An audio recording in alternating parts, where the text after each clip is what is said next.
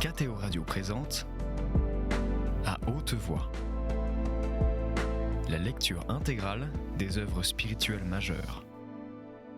Aujourd'hui, Augustin ou le Maître est là de Joseph Malègue.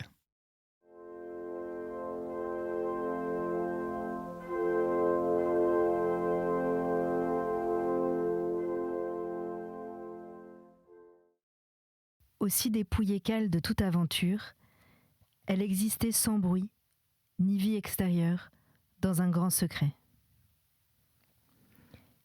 Elle y joignait une saveur de conte de fées, une certaine familiarité avec l'impossible. Un seul côté du monde, elle tremblait d'aborder. Celui même où on l'eût cru chez elle.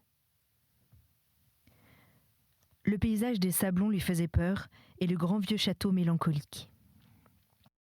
Augustin ne l'y menait jamais. D'ailleurs, s'il voyait bien que ses émotions le poussaient sur ces chemins-là, il ne savait pas vers quelle personne et n'était même pas sûr qu'il y eût quelqu'un pour les recevoir. Une forte et subite intrusion du réel bouscula ses fantômes. Monsieur Méridier franchit avec Augustin les passages latéraux d'une barrière blanche autour de laquelle s'équilibrait l'extrême avancée des futaies. Ils entamèrent les premières courbes d'une avenue soignée, déserte et neuve. « Tout cela est changé », disait le professeur à mi-voix, comme si on pouvait l'entendre de 3 kilomètres. Ce coin de futaie, jadis assez sauvage, s'est discipliné, n'est plus qu'un parc. L'ondulation vague de sa main anéantissait la barrière blanche, défaisait l'œuvre de l'architecte paysagiste, évoquait le temps d'avant, le grand mariage, et même des jours bien plus anciens. Il faisait revivre la vétusté paysanne qui avait autrefois régné là, pleine de bonhomie et d'abandon. Il ressuscitait les landes et les jachères, les ornières de ferme et les charrois forestiers, toute la négligence d'un domaine rural jadis imposant, mordu par les dilapidations diverses d'une ancienne fortune. Ils traversèrent le grand silence de futaies de luxe. Un chant d'oiseaux unique, vibrant un zénith de feuillage et de ciel pâle, accompagnait leur marche, puis passait le mot d'ordre à un autre chant d'oiseaux.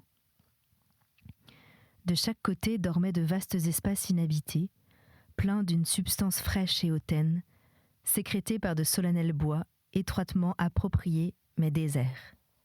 À mesure qu'on approchait, les lieux changeaient de nature.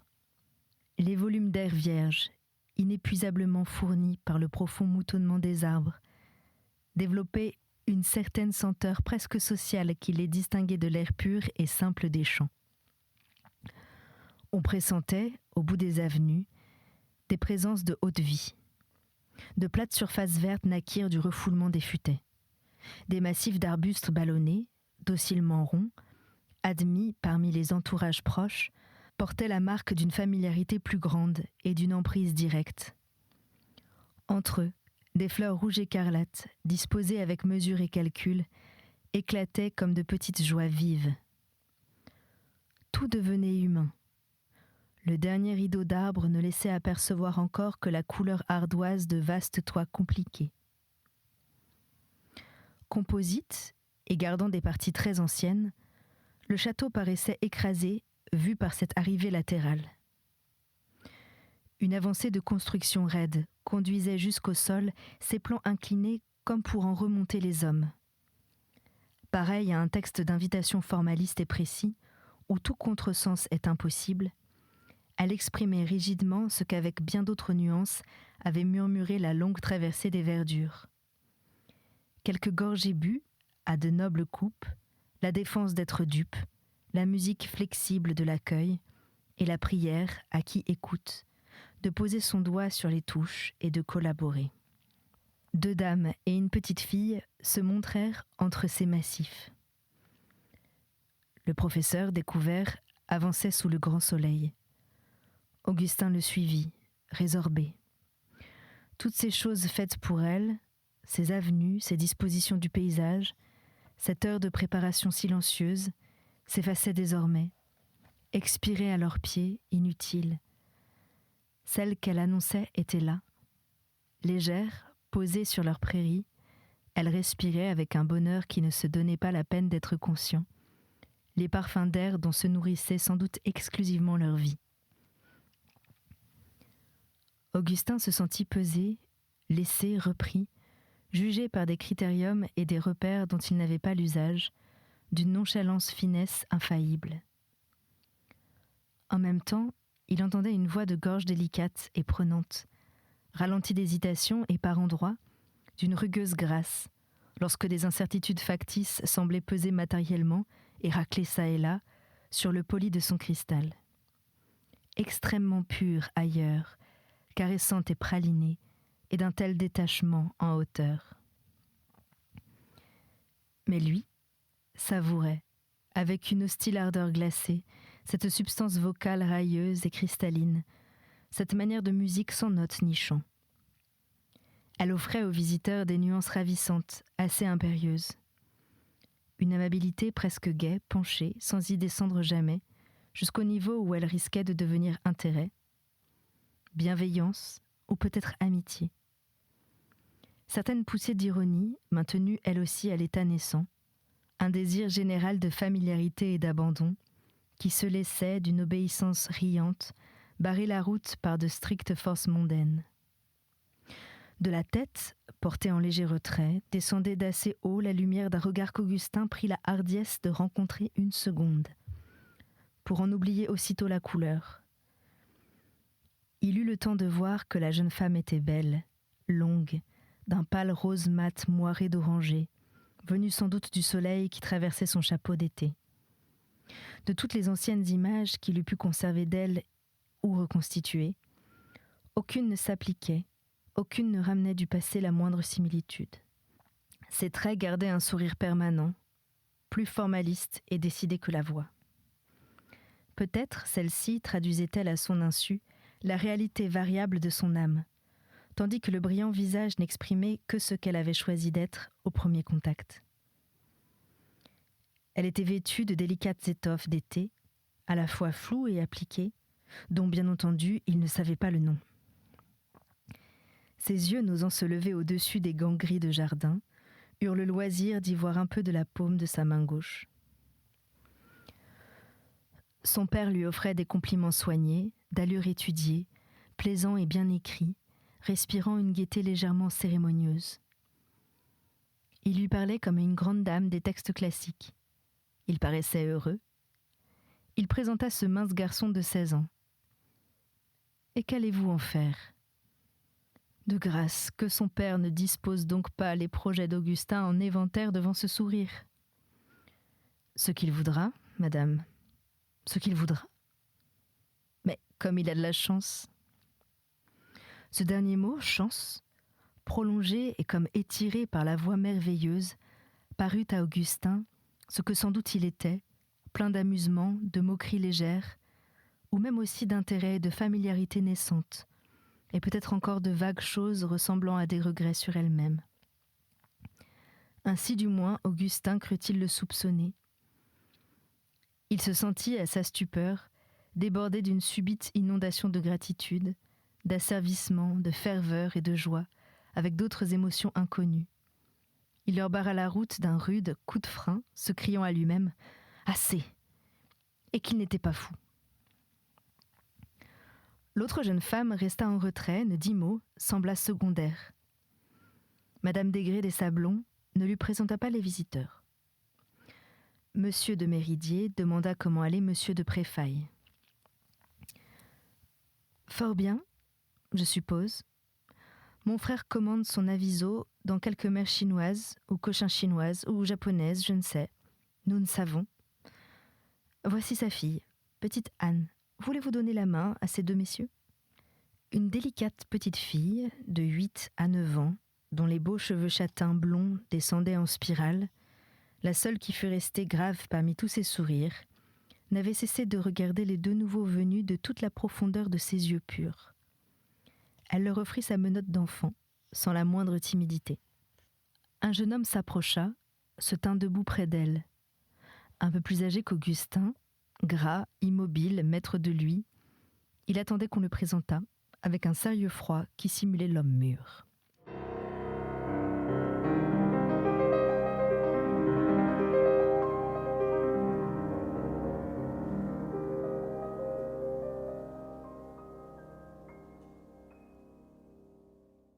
La belle main gantée se tendit vers eux. « Au revoir, cher monsieur. Je vous abandonne à votre leçon. Mais comme vous seriez aimables tous les deux de ne pas nous quitter avant le thé. » Augustin reprit contact avec le réel bien avant la fin de la leçon, dans l'unique fauteuil de la chambre où l'élève de son père les avait conduits. Pendant que s'annonnait un mot-à-mot de Tite-Live, lui, oublié, lisait La Bruyère dans une édition classique. Avec des manières très différentes de celles qui prévalaient sur le préau des grands, le jeune Louvier-Bolny s'était excusé de lui donner cet auteur à lire, faute, disait-il, d'autres romans. Le bourdonnement de la leçon continuait. Le jeune homme parlait en redressant une tête parfumée, rousse, grasse, charnue à la nuque. Des traînés et autoritaires coupaient son débit.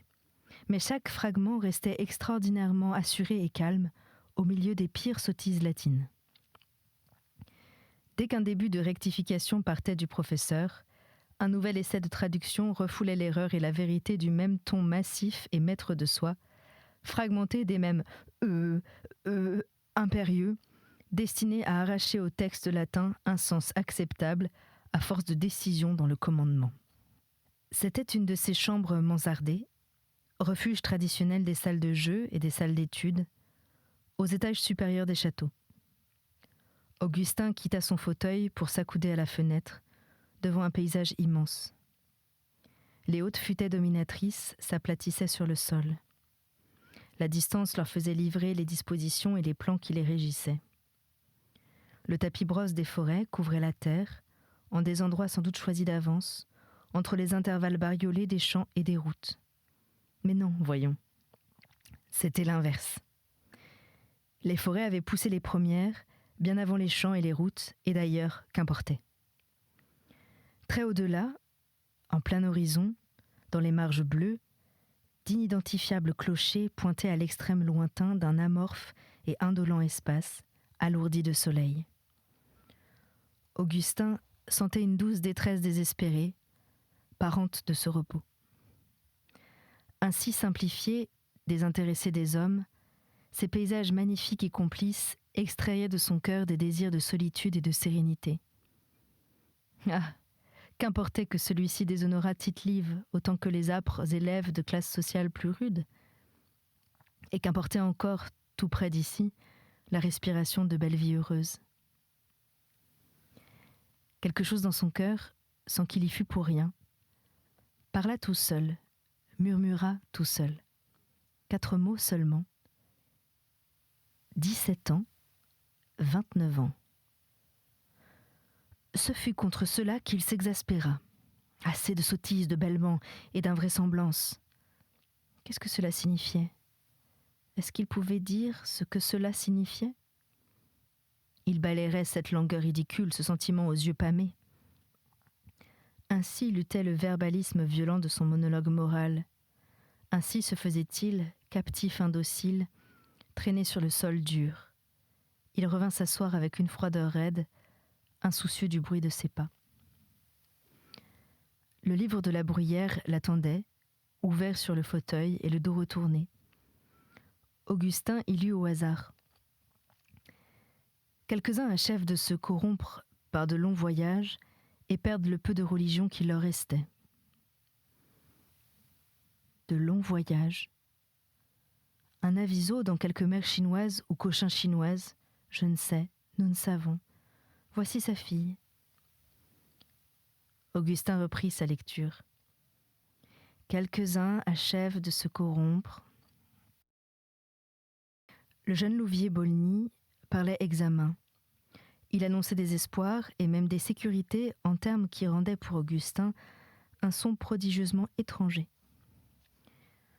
Pour moi, monsieur l'abbé m'a toujours dit que je pouvais passer en français si seulement je me souvenais des plans. J'avais choisi, peut-on attribuer à Corneille... Attendez, monsieur, les qualités de psychologue et de moraliste qu'on reconnaît d'habitude à Racine. Vous connaissez sans doute ce sujet. Il n'est pas difficile, n'est-ce pas, monsieur ? Monsieur l'abbé m'a très bien expliqué. Il suffisait de se souvenir d'un plan sur Corneille et d'un autre sur Racine, et de les ajouter. Ils ont bien au moins 5 ou 6 idées chacun. Je dois dire que j'ai une mémoire détestable. J'avais complètement oublié ces plans. Eh bien, je vous dirais que je me suis présentée avec un de mes amis qui avait 13 idées, dont il se souvenait parfaitement bien. Il a trouvé le moyen de se faire refuser avec 13 idées. C'est formidable, n'est-ce pas, monsieur ? Ces avaient disparu, les circonstances étant autres. Des procédés différents assuraient les nécessaires paliers des phrases. Il utilisait à cet effet des aspirations salivantes, entrant par la fente des 2 lèvres rapprochées. Elles exprimaient une détente satisfaite, une sécurité, une sympathie qu'on convie l'interlocuteur à partager, puisqu'on les connaît désormais, et qu'il a pris place dans l'ensemble social destiné à notre bonheur. La réserve de graisse inexploitée que contenait son cou s'arrondissait en cylindres superposés. Tant d'assurance, tant d'argent et 13 idées. En face de cette jeune maîtrise, Augustin voyait son père en profil perdu. Tandis qu'il dictait, d'une voix professionnellement nette, un sujet sur Alceste et Philinte, sa barbe rousse et blanche remuait sur ses joues et la courbe de ses épaules fléchissait de faiblesse. Les irisations de ses rêves parurent à Augustin égoïsme et chimère. La leçon terminée, le jeune homme se précipita sur la porte avec une serviabilité formaliste et froide qui était dans sa manière. Augustin vit passer des tapis d'escalier bleus, un mélange de pierres de taille et de fer forgé, des embrasures de fenêtres profondes par lesquelles entrait un frais été. Comme il débouchait au rez-de-chaussée sur un vestibule de granit et de tapisserie, une automobile déversa son contenu mondain sous la forme de 2 dames et d'un monsieur vêtu de gris. Près d'eux, en retrait, un domestique était posé, pareil à un accessoire. Les visiteurs avançaient lentement. Leurs 3 regards traversèrent sans s'arrêter sur Augustin et son père, les prenant pour quelque partie incommodément épaissie et colorée de l'espace, à travers laquelle ils eussent à observer par transparence, et que les règles d'une bonne observation fussent de fixer sans voir, d'un air glacial. Contre le perron, une 2e automobile se rangeait déjà. À angle droit, avec la direction générale du grand vestibule, au bout d'un corridor en bois et pierre, à travers les glaces d'une porte latérale, pendait, verticale et limpide, équilibrée comme un tableau, une autre partie de l'indifférent été. Voulez-vous m'excuser auprès de Madame Desgrais, qui doit avoir beaucoup de monde ? Dit au jeune homme gras Monsieur Méridier, dont la brusque décision de timide imitait l'audace. Non, non, confirma-t-il de son ton presque fébrile qu'Augustin connaissait bien. Restez, je vous en prie, je vous en prie. Et ils s'enfuirent tous les 2 par le sonore corridor qui sentait l'encaustique et la boiserie de chêne. Pendant que ce mécanisme mondain repoussait M. Méridier avec une force inconsciente de son propre exercice, Augustin réentendait la voix lente, ironique et dorée. « Comme vous seriez aimable de ne pas nous quitter avant le thé ?»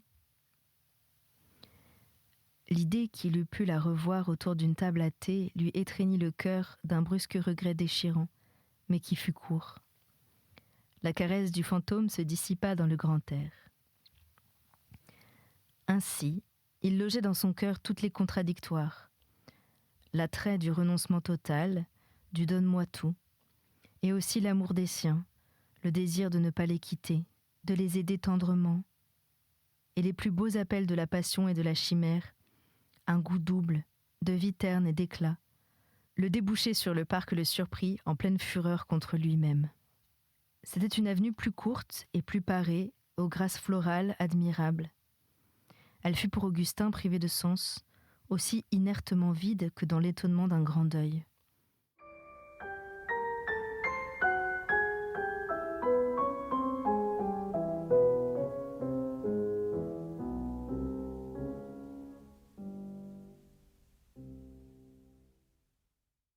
Il n'y verrait plus, de fort longtemps sans doute, celle qui en fut pendant 5 minutes le centre et l'apothéose.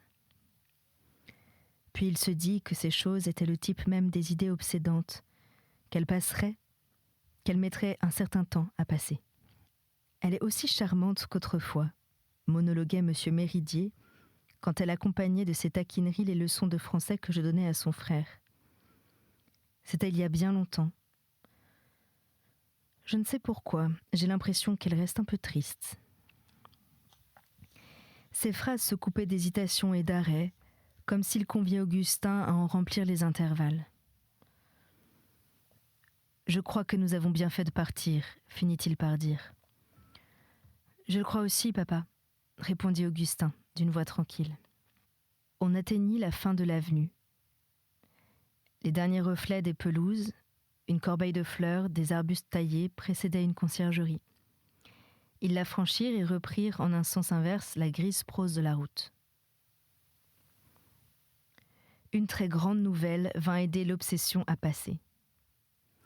C'était la semaine d'avant les prix, dans les jours qui suivirent le baccalauréat, et la grosse et voyante mention, semblable à celle de l'année précédente. À ce moment juste, éclata le coup de tonnerre. Par-dessus tous les lycées de Paris, Augustin obtenait le premier prix de philosophie des nouveaux au concours général. Il se classait le 3e de France, après 2 vétérans des lycées parisiens, dont l'un remportait le prix d'honneur. On parlait de cet événement d'un ton posé et calme, comme si on renonçait à égaler les mots à son importance. Quand il apprit la nouvelle, Augustin se sentit la tête tournante, le souffle coupé, et dans son bonheur, un curieux mélange de chaleur et de vide. Il se reprit en main avec ses habituelles secousses volontaires, renforcées de raillerie contre lui-même.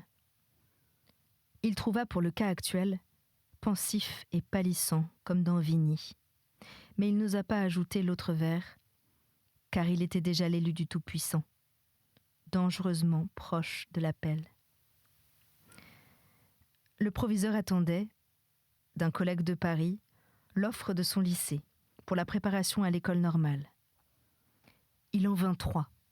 En hâte, M. Méridier demanda conseil à M. Rubenson, parti en vacances dès le baccalauréat, et que la petite préfecture ne devait plus revoir. Augustin lui écrivit en même temps ses effusions, sa gratitude. La réponse parvint d'une ville d'Allemagne, universitaire et médiévale, ce qui fit luire sur ce bonheur un peu d'exotisme, un petit reflet du vaste monde. C'était la vraie fin de l'adolescence. Quelque chose de fléchissant et de terminal, malgré l'assertion inverse du calendrier, figurait aussi dans la substance de l'été. Tout le monde était fatigué de ces 10 mois de tension mentale et morale, mais cela ne rendait pas compte de cette inattendue mélancolie, mêlée à l'élation qui gonflait Augustin. Son père, gardé à la tâche jusqu'au prix, écrasé par 40 semaines de servage, connut une dernière classe respectueuse et presque intimidée, qu'il dépeignit à mots plaisants.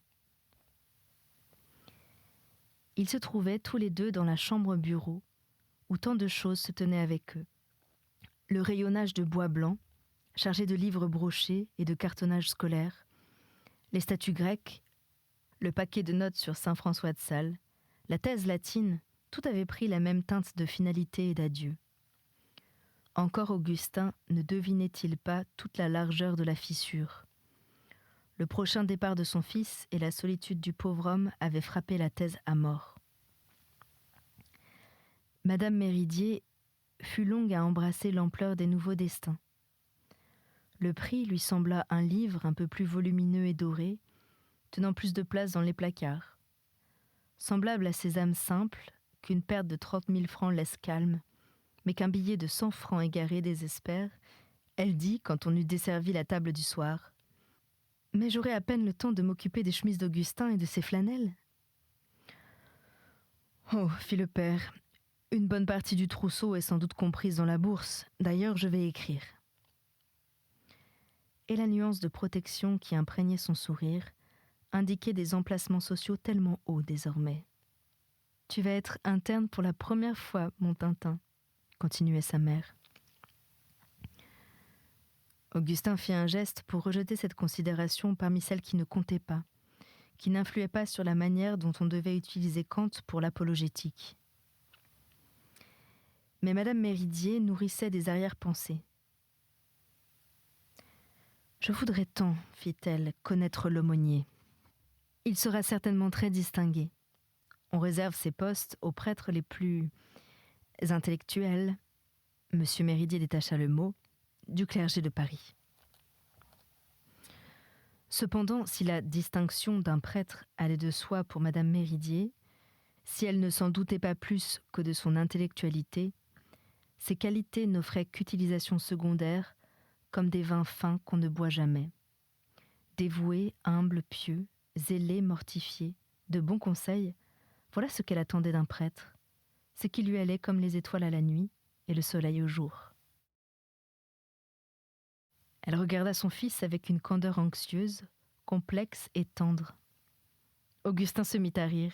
« Mais oui, maman, fit-il sans qu'elle lui demandât rien.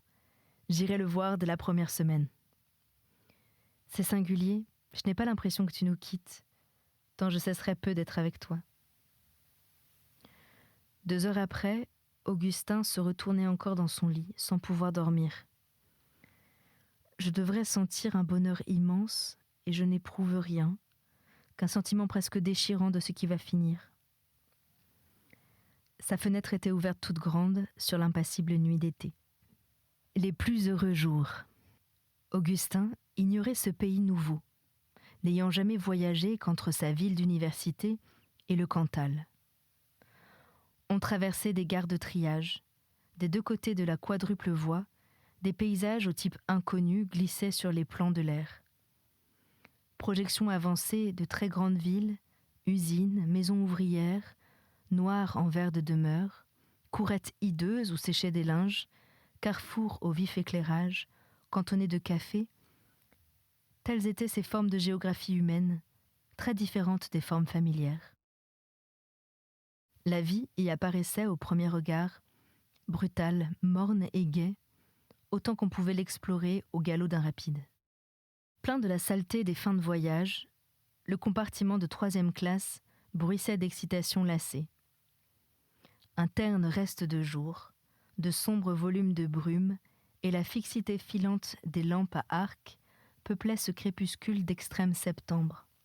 Parfois, l'express sifflait longuement. C'était À Haute Voix, une émission de KTO Radio.